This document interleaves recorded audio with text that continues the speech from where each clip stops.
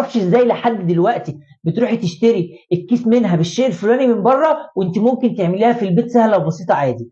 انا بقى النهارده جاي اخليكي تعلي على اللي علّى وتعملي الموتزاريلا ستيكس من الموتزاريلا العاديه. اكسبلور ولايك وشير ونبعد عن اذيه الغير، ويلا بينا يا نجوم الكون. اول حاجه هجيب الكميه اللي انا عايزها من الجبنه الموتزاريلا بالشكل ده كده، وهاخد 50 جرام وهبتدي ان انا ابططهم، اعملهم زي الكفته عشان يبقوا عاملين زي كده بالظبط. بصوا بالشكل ده، ده ربع كيلو جبنه موتزاريلا عمل 8 صوابع. تعالوا بقى نتبع الخطوات واقول لكم هنعمل ايه بعد كده يا نجوم الكون. هنجيب طبق وهننزل فيه بربع كيلو من الدقيق، دقيق خام عادي.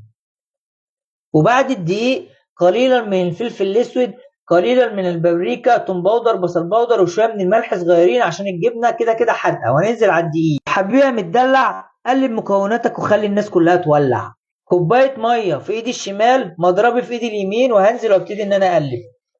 هبتدي ان انزل في الطنبوره اللي انا عملتها بالشكل ده اهوت، وهاخد من الطنبوره. بصوا بقى كده في البقسماط يا جمال البقسماط، وهنزل في البقسماط. دي شكلها بعد ما خدت بقسماط. هنسيبها بقى ساعه في التجميد، وبعد كده نقليها بقى ونشوف المطه والحطه والحركات.